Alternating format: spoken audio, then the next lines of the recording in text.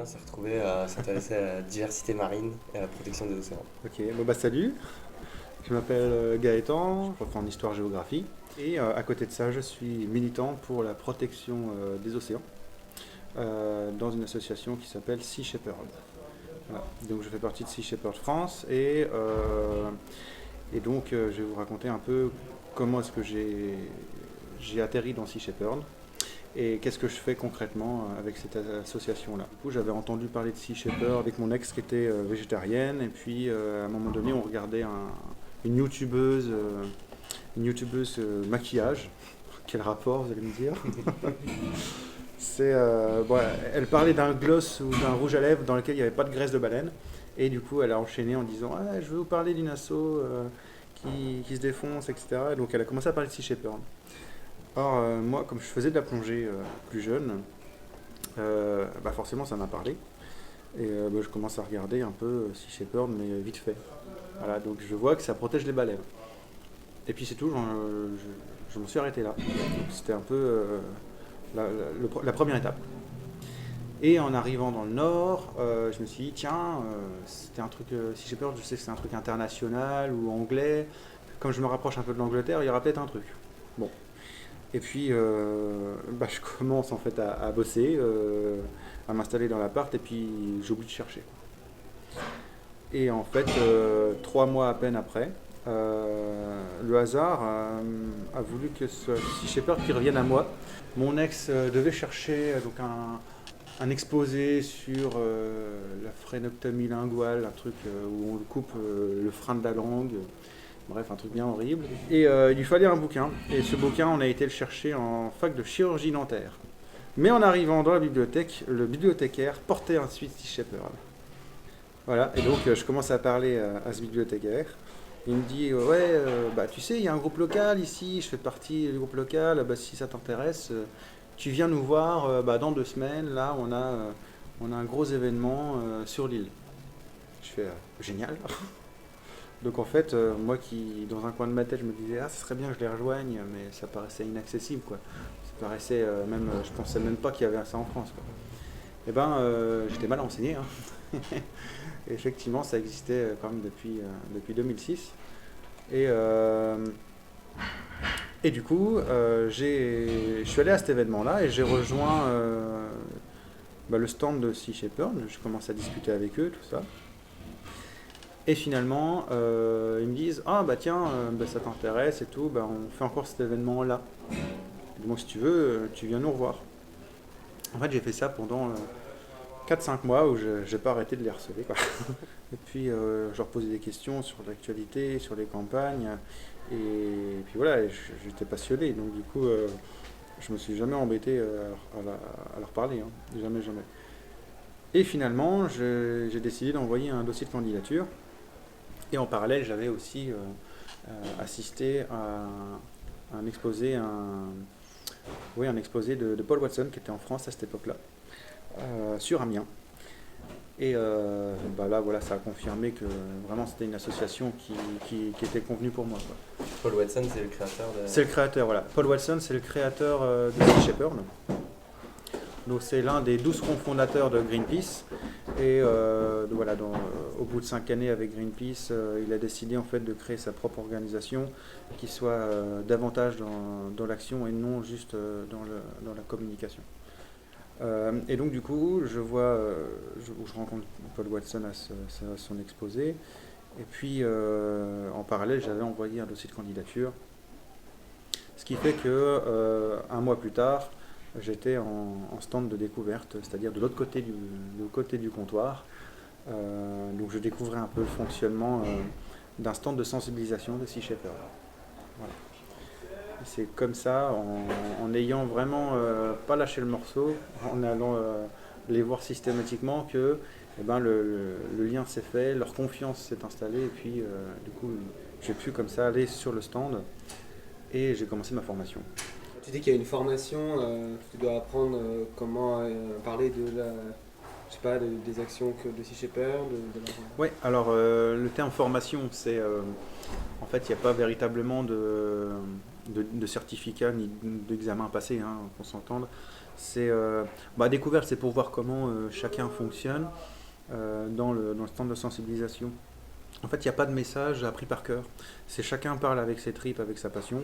Et par exemple, moi j'ai une façon de faire, et puis celui qui est à côté de moi qui sensibilise une autre personne, il va avoir sa propre méthode et il va parler. Bien sûr, on parle des mêmes campagnes de Sea Shepherd, mais comme il n'y a pas de discours appris par cœur, chacun va parler avec ses tripes et sa passion. Et donc la découverte c'était ça, et puis la formation c'était pour un petit peu roder mon discours, sur quoi je me sens à l'aise. Il y a aussi tellement de campagnes et tellement d'espèces qu'on protège que parfois l'un il va être plus calé sur les requins, celui-là il va être plus calé sur les tortues, etc., sur telle ou telle campagne. Et en fait surtout la formation c'est, étant donné qu'on a des stands publics, on peut se retrouver avec des gens en face de nous vraiment très différents les uns des autres. C'est-à-dire des gens qui ne vont pas du tout connaître. Voilà, si je sais pas, c'est quoi vous avez une tête de mort, vous êtes des motards ou vous êtes un groupe de métal ou voilà. Et non, c'est pas ça. Ou alors des gens qui connaissent très bien, qui nous demandent spécifiquement, tiens, vous faites quoi en ce moment à la Réunion sur telle ou telle espèce de requin. Et puis vous avez des gens qui connaissent très bien, et des gens qui connaissent et qui n'aiment pas. Donc on a aussi des gens c'est plutôt rare, hein, mais des gens qui ne nous soutiennent pas et qui viennent nous le dire. Ouais. C'est déjà arrivé, toi, t'as déjà été Ouais. confronté Bon, alors, quand c'est comme C'est ça, un exercice. quand c'est comme ça, comme on le dit toujours, on mesure aussi notre efficacité à l'aune des gens qu'on dérange. Donc s'il y a des gens T'es que content aussi de- ça prouve qu'on est efficace et que Ça crée un débat. voilà, et que on est efficace dans le sens où si on plaisait à tout le monde, c'est qu'on fait consensus, et si on fait un consensus, c'est qu'on ne dérange personne. Et du coup, l'action du groupe local, ça va être beaucoup donc c'est ça, créer du débat, sensibiliser les gens. Ça, c'est vos principales actions, Ouais. quoi. Donc, le groupe local, c'est beaucoup de stands de sensibilisation. Ça va être, par exemple, dans des stands de magasins bio, dans des festivals, ou alors parfois des artistes qui nous soutiennent, nous invitent à leurs concerts. Voilà, au Zénith, on peut parler de Trio, hein, qui a fait la chanson Watson, on peut parler de M, Julien Doré, Chaka Ponk, etc. etc. Que des bons artistes aussi, quand même. Bon, on a Gojira sur la Pas scène PNL métal. ou- Voilà, sur la scène métal, on a Gojira, Outre-Manche, pardon, on a Architect, je sais pas comment on le dit en anglais. Bref, il y a pas mal de groupes qui nous soutiennent. Et en fait, le but du stand de sensibilisation, comme son nom l'indique, c'est de sensibiliser les gens. C'est surtout leur expliquer ce qu'on fait. Parce que, mine de rien, on a beaucoup de campagnes partout autour du monde. Et donc, on explique ce que l'on fait. Puis on explique aussi les dangers sur telle ou telle espèce, pourquoi on s'y oppose. Et donc c'est de la sensibilisation avant tout. Après c'est vrai que si les gens nous achètent un t-shirt ou un goodies, etc., nous on est content parce que c'est ce qui fait bouger les bateaux. Voilà.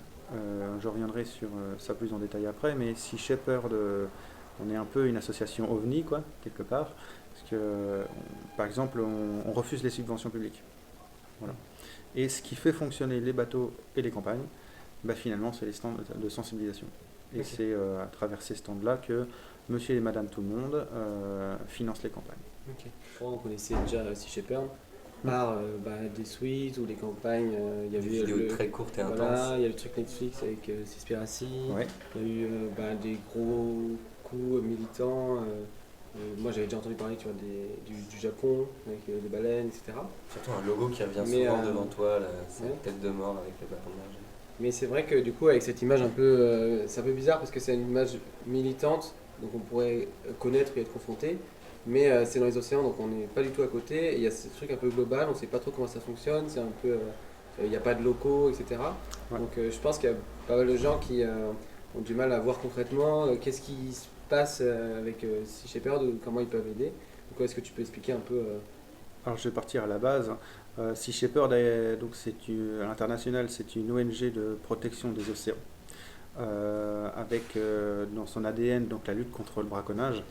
mais aussi contre toutes les autres formes de danger face aux océans. Bien sûr, la pollution plastique, de plus en plus, mais aussi l'impact de pêche ou de pêcherie légale mais immorale, avec les grosses prises accessoires, ce genre de choses. Donc c'est une ONG totalement indépendante. En France, pour exister, on a le statut légal de loi 1901, association loi 1901, mais eh bien, on ne demande aucune subvention publique pour être tout à fait indépendant. Comment ça fonctionne?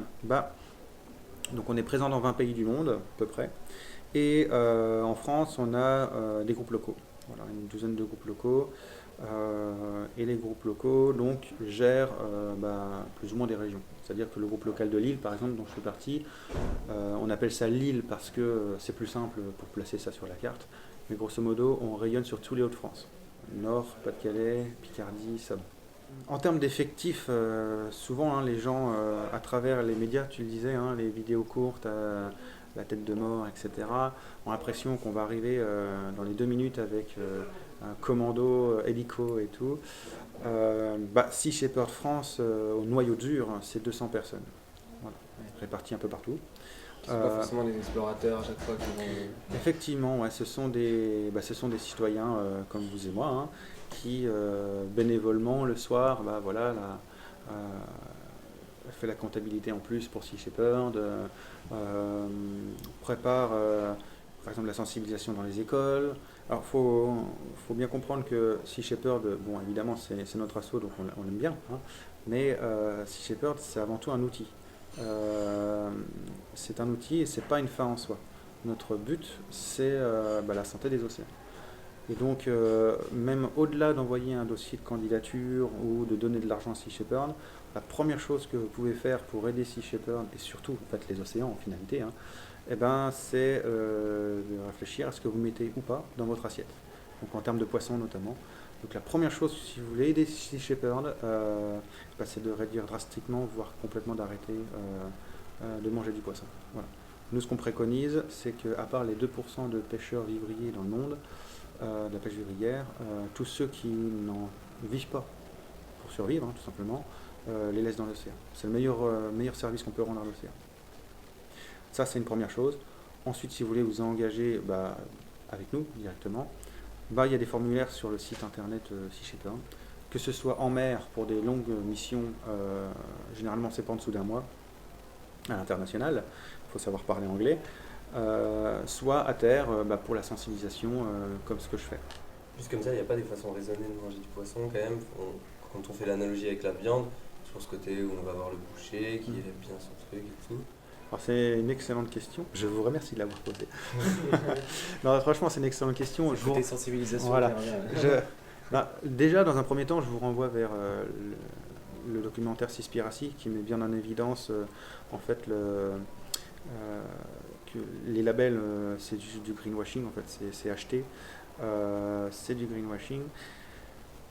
Quand on fait un constat scientifique sans affect, on a en 50 ans, depuis les années 70, on a exterminé 90% des top prédateurs.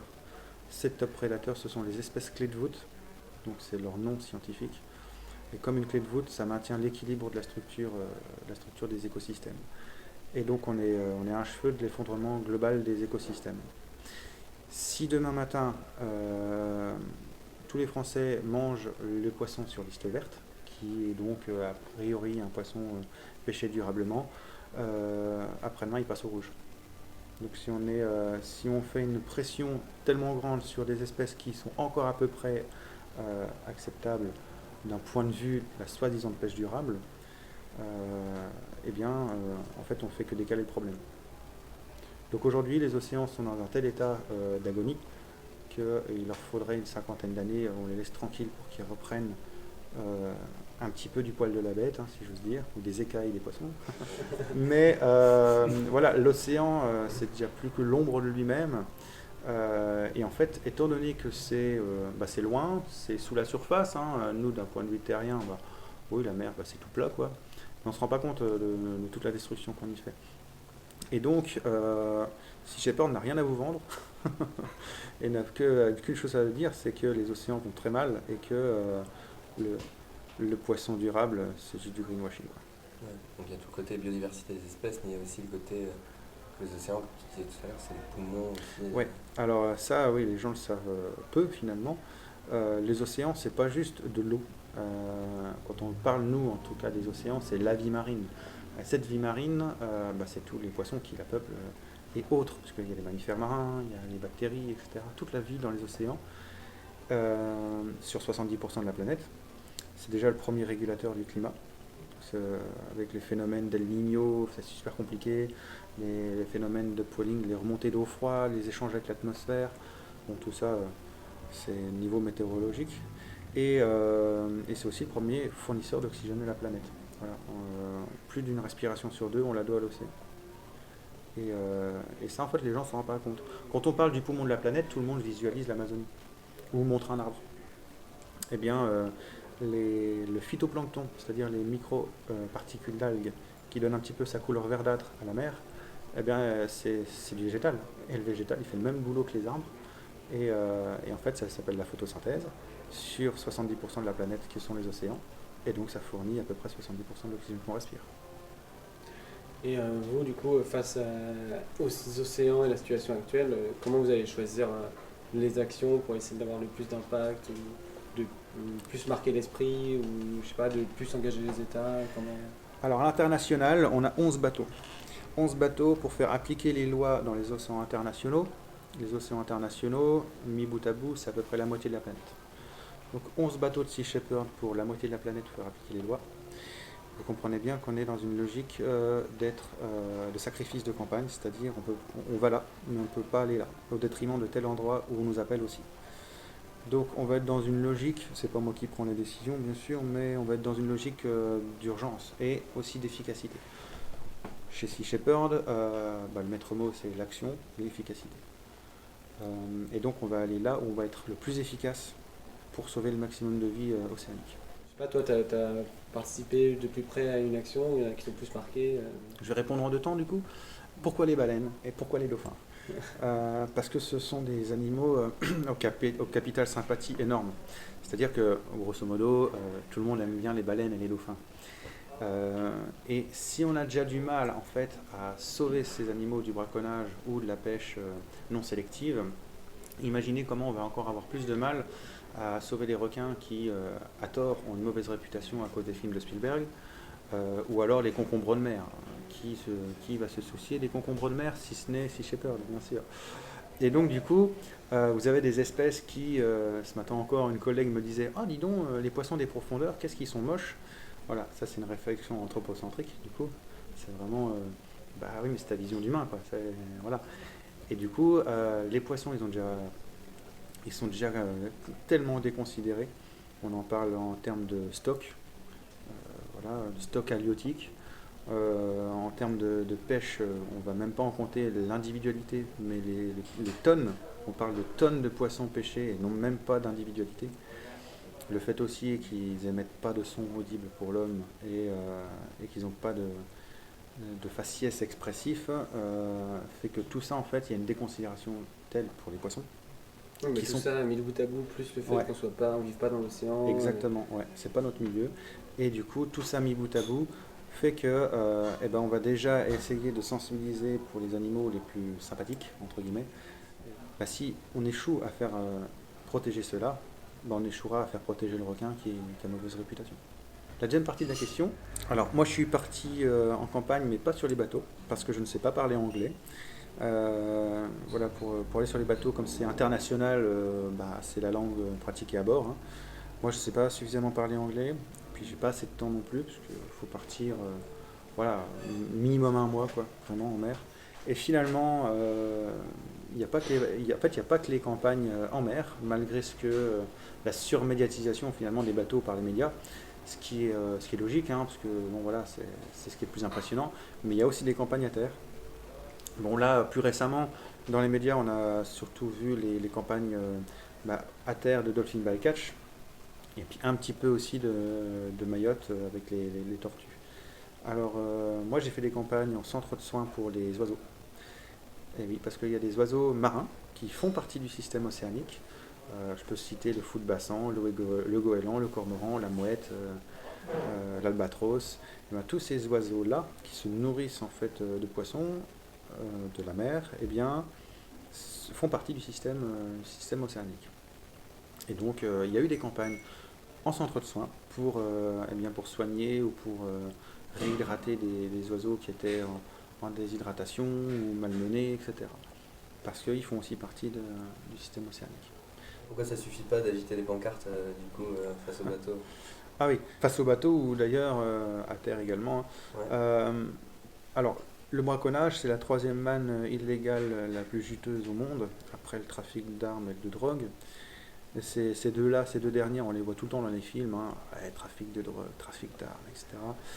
Et dans les séries et tout. Et en fait, le braconnage, c'est clairement pas montré. Et donc, du coup, le braconnage, ça apporte beaucoup d'argent. Beaucoup d'argent. Et derrière, vous avez des gens qui vont braconner peut-être un peu seuls dans leur coin. Voilà, on va dire, du braconnage ponctuel ou en tout cas individuel. Et puis vous avez aussi la forme du braconnage beaucoup plus organisé. C'est ce qu'on appelle de la mafia, hein, tout simplement. Des bandes criminelles organisées. Et en fait, ces gens-là, à partir du moment où ils ne respectent pas la loi, ils ne donnent aucun crédit aux tribunaux, ils ne donnent aucun crédit à la loi, qu'ils bafouent en faisant leur activité de braconnage. Et donc, c'est pas en arrivant avec des pancartes en disant « Ouh là là, c'est pas bien, regardez, c'est marqué, là, vous n'avez pas le droit ». Ces gens-là vont rire au nez. Voilà, c'est marqué sur ta pancarte et... Donc le seul argument qu'ils comprennent, le véritable argument qu'ils comprennent, vu que c'est pour ça qu'ils le font, eh ben, c'est la perte d'argent. C'est la perte d'argent. Et donc, à partir du moment où vous allez les embêter, vous allez leur empêcher de faire leur activité illégale, et mieux, leur faire perdre leur temps et leur argent, dans ce cas-là, ça commence à être dérangeant pour eux. Et donc, du coup, aller bloquer des hélices avec des cordages qui perdent du temps, voire même qui perdent de l'argent en appelant une dépanneuse, en jetant des boules puantes sur la viande des baleines. On pourrait croire, oh c'est marrant, regardez les écolos, ils envoient des bombes puantes, ils croient que c'est avec ça qu'ils vont arrêter. Ouais, mais derrière, ça fait sentir la viande de baleine, par exemple, à l'époque, hein, ça fait sentir la viande de baleine comme du vomi. Et je connais pas beaucoup de gens qui vont acheter une viande si elle sent le vomi. Et donc derrière, c'est une perte d'argent. Voilà. On a des canons à eau. Bah, l'idée, c'est d'aller noyer le moteur en face, ou alors de se protéger, si jamais ils sont trop vindicatifs. Et donc, tout ce que l'on fait, c'est stratégique. Voilà, c'est de la stratégie dans le but de faire perdre de l'argent, voire de pouvoir filmer, puisqu'on filme toutes nos actions, de pouvoir filmer et de collecter suffisamment de preuves et bien pour mettre ça devant les tribunaux, tout simplement. Vous êtes toujours dans le cadre légal pour... Ah bah oui, absolument. Voilà, en 40, bientôt 45 ans d'existence, si on n'avait pas respecté les lois, ça ferait longtemps qu'on serait derrière les barreaux tous.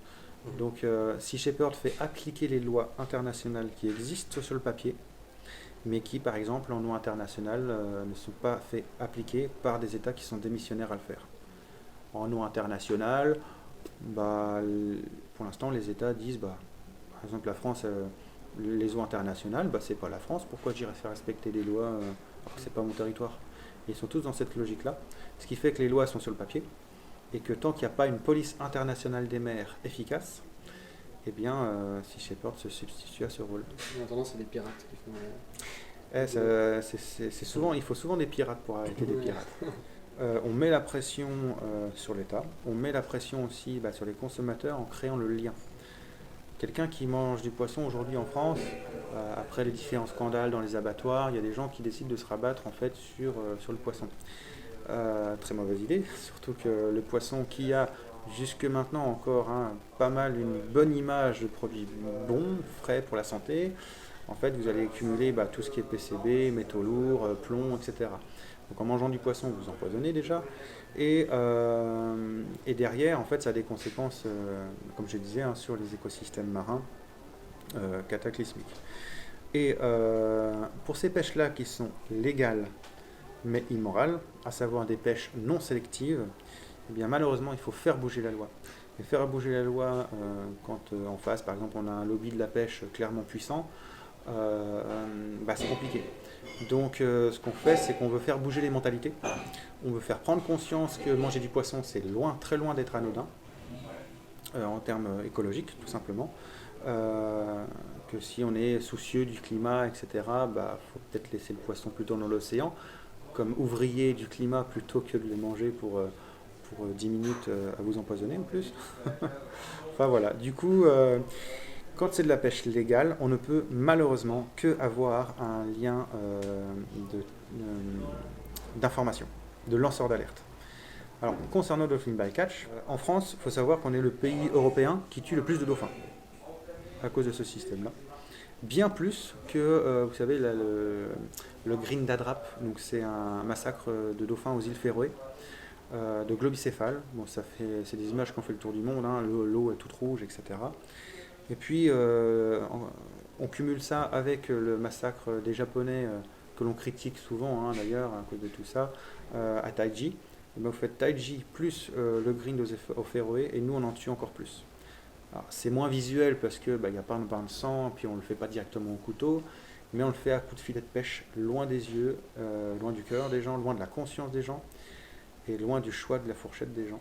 Et donc, notre rôle là-dessus, c'est d'envoyer, on est la seule association à le faire, d'envoyer des caméras sur la remontée des filets, pour montrer en fait aux gens que le poisson qu'ils mangent n'est pas sans impact.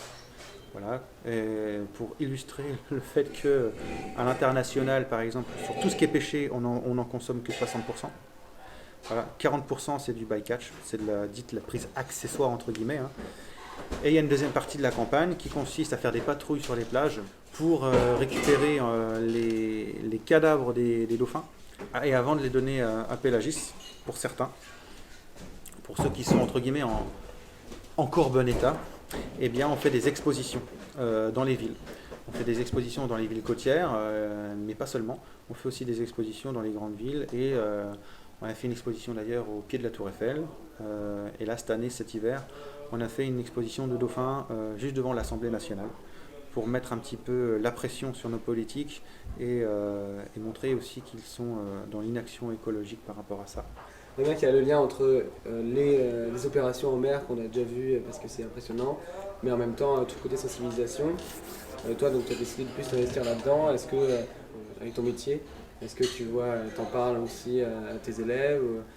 Alors, dans mon métier, bon, je ne m'en cache pas, je vais même faire la cour avec mon sac à dos Sea Shepherd.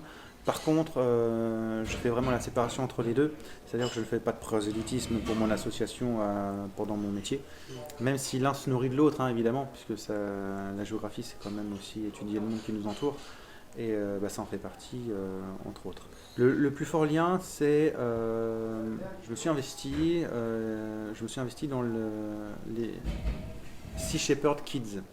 Alors, Sea Shepherd Kids, c'est quoi? C'est je vais dans les écoles et je fais des sensibilisations gratuites. Et donc, j'ai fait en sorte que ça respecte aussi les liens le programme, hein, que ce soit en lien avec les programmes scolaires. Et donc, c'est là que je pense que le lien se fait le plus, c'est-à-dire que moi, j'ai l'habitude de parler à un public voilà, au collège, en primaire ou même au lycée. Et donc, du coup, je retrouve ce lien, cette passerelle entre mon côté militant quand je fais des interventions pour Sea Shepherd Kids dans les écoles, et puis mon métier. Voilà. À l'intérieur de mon métier, en quatrième et en sixième, il y a des chapitres spécifiques à l'océan et aux littoraux. Donc forcément... tu peux être un peu plus calé. Voilà, je serai un peu plus calé, ce qui me permet aussi, sans apporter de piste de réponse, hein, bien sûr, mais de poser des questions. C'est-à-dire de permettre à mes élèves de se poser des questions. Et même s'ils ils vivent pas à côté de la mer, ils trouvent un écho. Oui. Donc nous, à Lille, on est dans une région où il y a 80-100 km de la côte. Il y a des élèves lillois, par exemple, qui n'ont jamais vu la mer. Voilà. On n'est pas directement confronté à elle. Par contre, au niveau relation à la mer, la majorité quand même est allée une fois sur la côte, ce qui est différent des élèves de Strasbourg, par exemple. Et le groupe local de Strasbourg de Sea Shepherd a d'autant plus ce rôle important de sensibiliser des gens qui sont loin de la mer, qui n'ont pas forcément ce lien direct avec la mer, et qui pourtant ont un impact direct par leur pollution ou par leur consommation sur les océans. Combien de personnes je vois le matin quand ils partent au boulot jeter leurs mégots de cigarettes par la fenêtre? Voilà. Un mégot, déjà, pour commencer, lui-même, c'est de l'acétate de cellulose, c'est du plastique. Ça, les gens ne le savent pas. Et c'est pas du coton. et du coup, 500 litres d'eau polluée par un mégot, voilà, et 4000 produits toxiques identifiés à ce jour.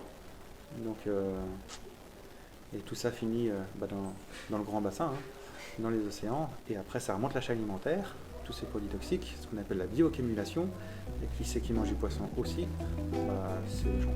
Merci pour ton temps. Ben, de rien. Ça m'a donné envie d'aller voir toutes les vidéos de Sea Shepherd. Là. Je me rends compte, j'en ai pas vu tant que ça, je pense. J'ai vu celles qui venaient à moi, je vais pas aller les voir. Et là, je pense que